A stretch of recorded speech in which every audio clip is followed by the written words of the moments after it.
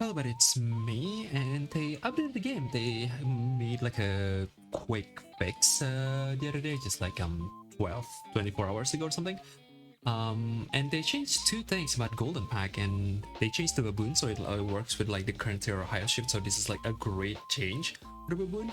And also they changed the stoat to be like a 3-3. So these two are not like crazy changes, but it's all going to like affect how the pack is going to be played, like for sure, because stoat now have the ability to actually like consistently win these turns. Like stoat is one of the things that I'm like pretty often buff with Baboon. My most favorite target is going to be Hercule Beetle, just because like the pivot ability that Hercule Beetle have usually. I really like it a lot, and it's like the tempo advantage actually pretty huge as well. Like you don't actually need a sea urchin or squid or thornhead ant, like the usual Toimpa stuff, or like a lizard or squid. Like you can pretty often win turn 3 and 4, which is like a buff for Beetle, because like the base stats pretty good.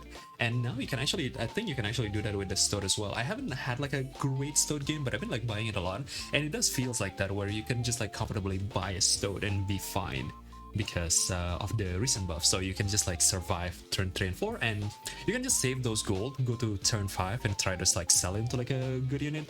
Best case possible, you want to hold like turn 7, but and that's line is going to be much more consistent now because the sword is like bigger. You can like preserve life. The only reason why we're not doing this before is because like the sword is too small. Now you can actually do it, and the boon actually like synergizes with lettuce as well, and you can just like pretty consistently buff a tier 4 or like higher as well. And double baboon or like early baboon, now you're not forced to like buff a tier 2 anymore. You can just like try your odds of like buffing a tier 3. So that's pretty good change. Like both of these changes are instantly positive. And stoat, I'm not sure if this is like a necessary change, but at the same time, like it's kind of like a little tweak that I think do help the pack to be more consistent. So like why not?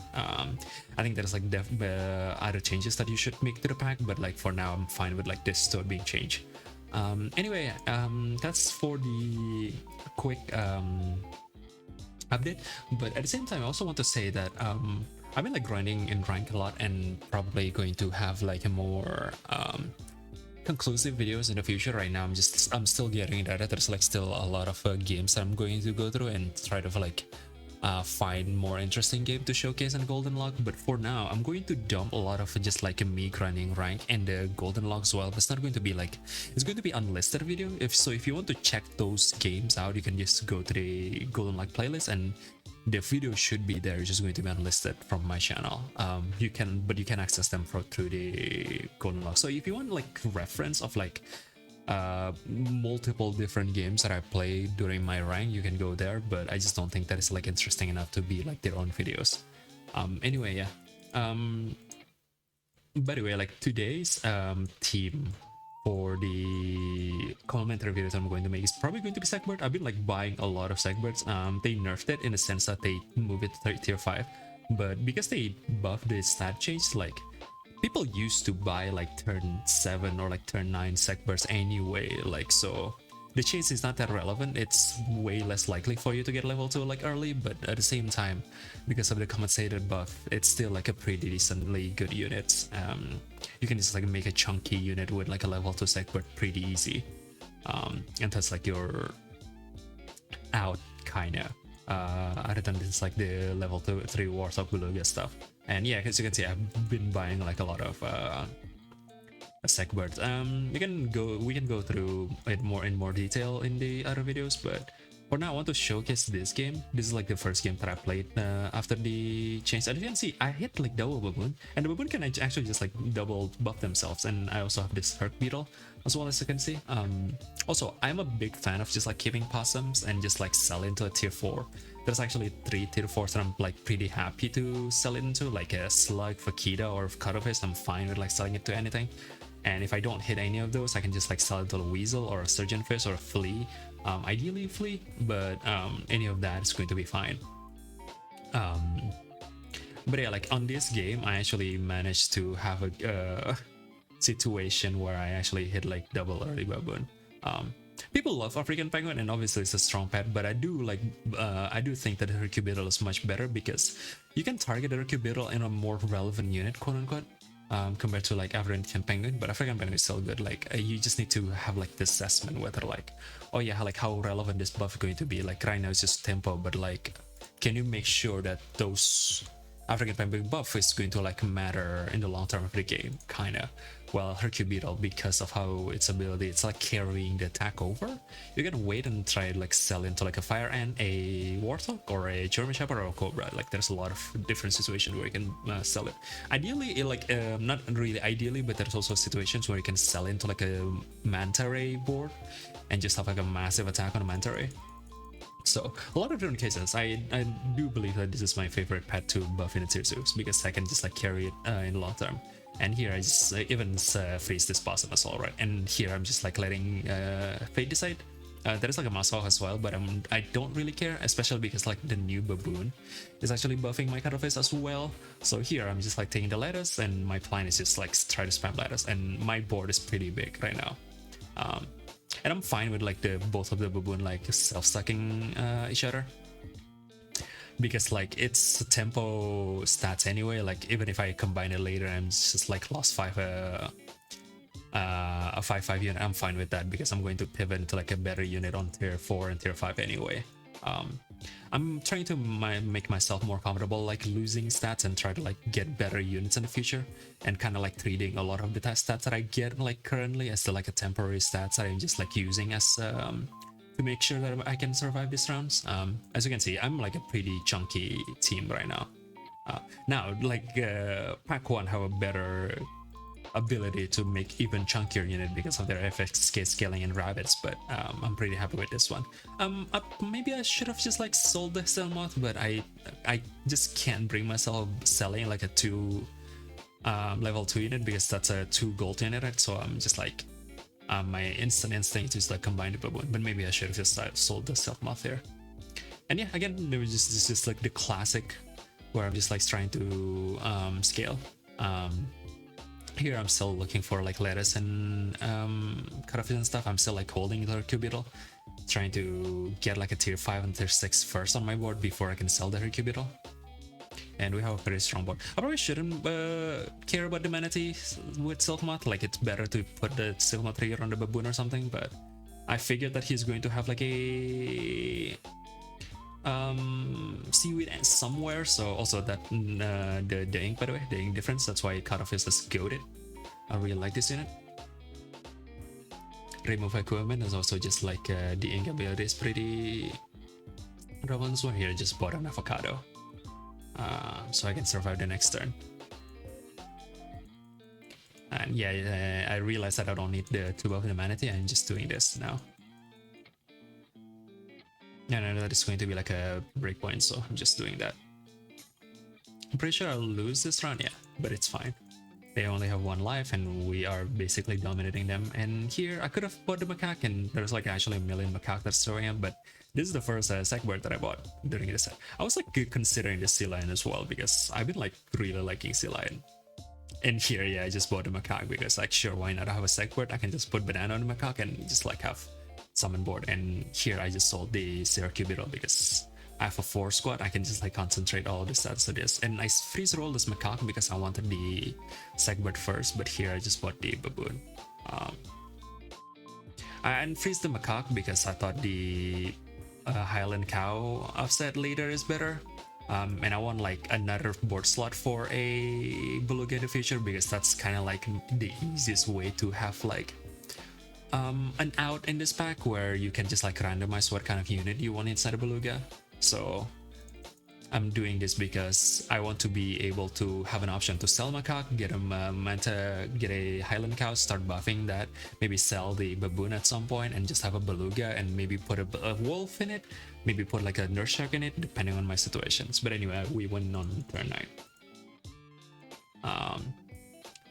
I think another interesting video game that I want to showcase for this video is this one was interesting, but I wonder if there's like a more, but this is like a pretty generous scaling board.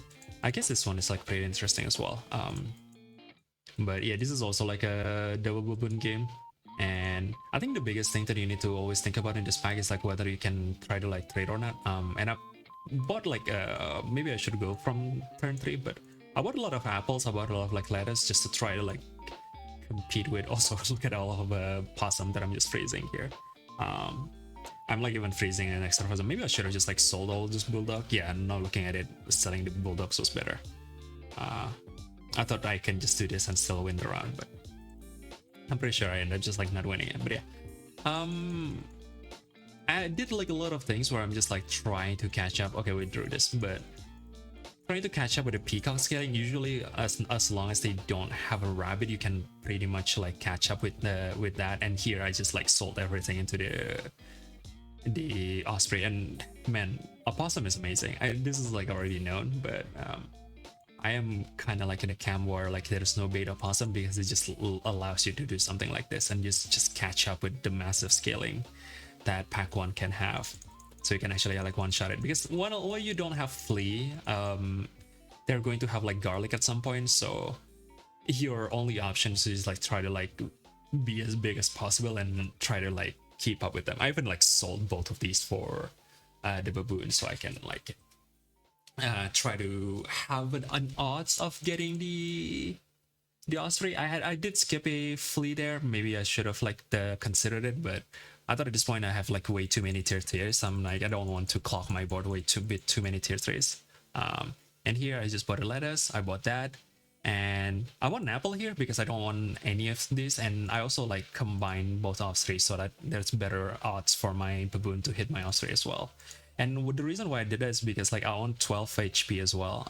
That is like huge odds that my opponent is going to put garlic on the peacock or something that make the peacock bigger. But right now the breakpoint is like I can one shot a camel, I can one shot a peacock. That's going to be like 12 HP peacock.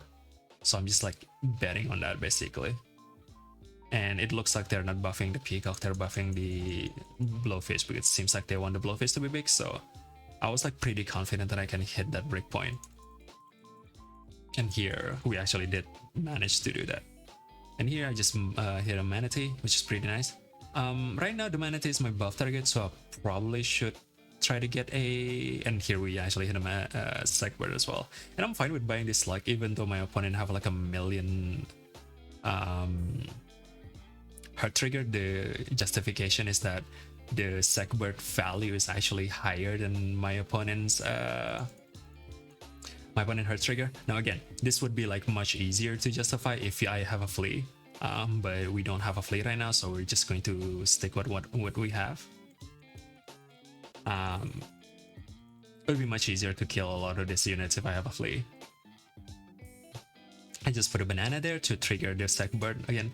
I think I talked about this before, but the shortcut for Sagbird is like one banana is usually what you need, because it every 2 friend feints, right? So you need to have like 4 unit feints on this 3 slot, and that banana is doing that. I completely forget that I'm an osprey, so it's already doing that anyway. But anyway, like the banana is going to help like in the future as well if I had like other things. But here I actually hit double manatee, so that banana is becoming like bad. But I really don't think I could put banana on the manatee because I much prefer pita or potato on it, so like I can keep the manatee to survive long enough. But level 2 manatee is an incredible scaler, so I'm pretty happy with that anyway.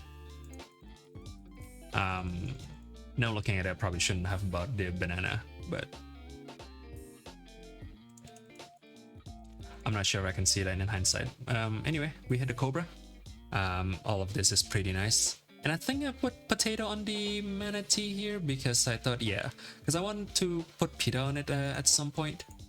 So I'm just like waiting for pita to be unlocked, and now I'm just like waiting to sell this baboon. Like this baboon is going to get sold for like a slug or a beluga at some point, depending on my need. I think it's very important on this pack to always have a pivot and to try to like always identify where your like sell slot is. And right now my sell slot is pretty much a baboon. I skipped the slug as well because I wanted like level 2 Sagbird first, or level 2 cobra first.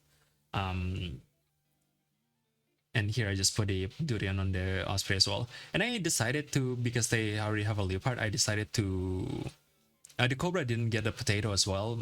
Second reason is because maybe I want to onion it, but at this point I kind of want to just like have potato and everything, because to have like a lot of snipers that can hit my units. So having potato is much better, just to make sure that none of them is going to get hit. And here I just put a Durian in the Osprey, and I'm fine with like wasting one Osprey trigger. I probably should have taken this potato bows like reading for pita bread as well on the manatee, because the pita bread trigger will be huge for a manatee. And there's the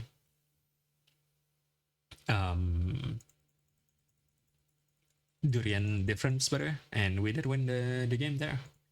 Lovely. Anyway, that's it for this video. I don't want to make a too long video. Like I said before, the more content's going to be on the playlist. I don't want to clog the...